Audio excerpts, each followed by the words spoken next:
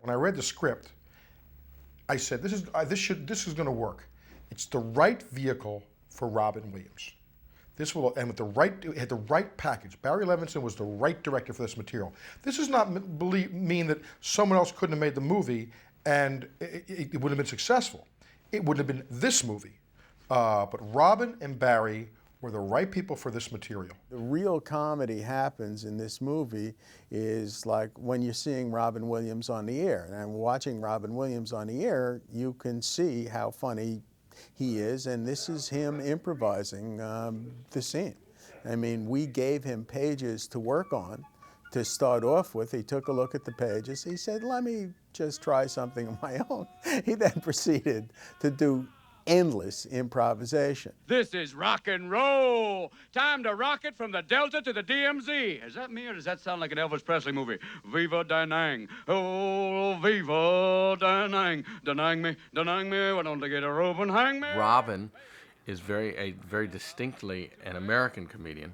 Good Morning Vietnam is very much told from an American perspective. And the humor is very American. So there are jokes about Lyndon Johnson's daughters and things like that. So when we were in the control room shooting Robin's comic riffs, Robin, like a lot of comics, needs some sort of feedback, needs to hear the laughter and know that the audience is going with him. And we had an all-British and Thai crew. So Robin would do some stuff that was just hilarious. And Levinson and I would be, fighting from cracking up. But the crew would just sit there afterwards, just stone-faced, not a thing. All right, let's move on to the next shot and we'll do this, whatever. And poor Robin thought he was bombing on a daily basis. He just thought, oh, this isn't working at all. I thought it was good stuff, but it's not. Barry really was one of the few directors who really understood Robin in terms of improvisation, where to let him go and where to make sure he stuck with the script. And as soon as he was in a situation where he was a disc jockey playing those rock and roll tunes, and Barry just let him go free. And Robin can go on for 25 minutes at a shot with no problem. And he could go. The Mississippi River broke through a protective dike today. What is a protective dike? Is that a large woman standing by the river going, don't go near there? But Betty. Don't go near there. Get away from the river. Stay away from there. I know we can't use the word dike. You can't even say lesbian. It's women in comfortable shoes. Thank you very much. The only reason it would stop is because the camera ran out. Robin doesn't run out. And he could just go and go and go and go and go and go. But that only amounts to 12 minutes of the film. You know what I mean? That's all. 12 or 14, I think it's something. I think we once went to check that. But it's so little of the movie. But I hear that there's a phenomenal amount of Robin Williams outtakes, and that would probably are good enough for another movie somewhere.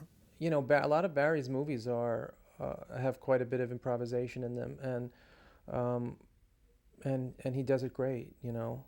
I was afraid sometimes when I was there because I would, and in fact it was the first movie that I had done, and sometimes I would sit there and say, well, he's trying that joke, and it's like he's just got it, he's just like figured this joke out now. I worked on this over the joke here for like 2 years. I worked on that sentence for like 9 months. Try that one first. You just try to find things that would, follow what is the essence of the script. Barry does that a lot. He says, just do it. Don't tell me, just do it. And in fact, he let us expand on the material. Now, to be fair to Mitch Markowitz, the script is, pretty much there. I think we pretty much always did what was in the script. For example, my character, Drywitz, had a riff about Joey Bishop, if I remember properly. And he says, hey, can somebody explain Joey Bishop to me? I just don't get that one. And I felt that it wasn't complete, the thought, and then I added the line. Don't get me wrong, he seems like a nice guy, but my father's a nice guy, and he's not funny either. So that's how it's, I just expanded on that. And again, I left it so, as long as you're doing the original material, it lets Barry edit it out if he wants.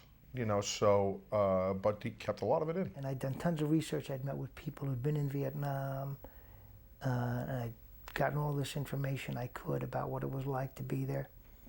And I was working on the script with Dad. My dad's a wonderful character actor. His name is Bruce Kirby. I think my dad has a kind of genius at times where he can give you a hook which will make things incredibly clear to you as an actor.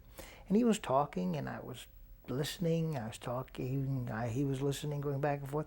But nothing was really clicking with me, which was no comment on him. It was just me. And we said goodbye. And as I was getting up to go to the door, because I was going to get on the plane the next day to take off, he said, Bruno, one more thing. I said, yeah, what is that? He said, this is the kind of guy who writes jokes and then sends them into Reader's Digest. Reader's Digest is considering publishing 2 of my jokes. Really? And when he said that, I knew exactly who this character was. That line eventually got into the movie because of him, but I knew exactly who this guy was. I knew who he was when you didn't see him on screen, and I knew who he was when he was alone. One of the things that was so much fun is in all the classroom sequences, because they really couldn't do, the lines in the script. And so you have 2 things: either really kind of work it over and over again, trying to get them to say the line, or just say, let's just forget it. Let's just forget that whole thing. We cannot ultimately pull it off. And then, so what I would do for that sequence is we would not even slate the film. We would just turn the camera on, and then I would be talking to one, of the students in the scene, and then maybe Robin would start, and then out of that, they would be getting involved, and then we would just, and after we would almost, be ready to run out, then all of a sudden we put up a slate, and we would slate it on the tail slate. Groovy, yeah. Say that. Groovy. Yes! Baby!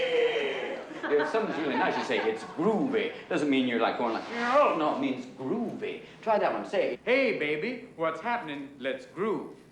Hey, baby, what's happening? That's blue. And so that's what we did for all of the stuff. So basically they were really talking and being just involved in what was going on at the time, between one another or between, Robin and them. So that's all very natural. It's just what happened. Okay, if someone is making you angrier and angrier, therefore you have... Piss me off! Piss me off! That's their own personality. Same thing when we did the softball game. There's a great little moment, and I can't remember his name anymore, unfortunately. It's so long ago.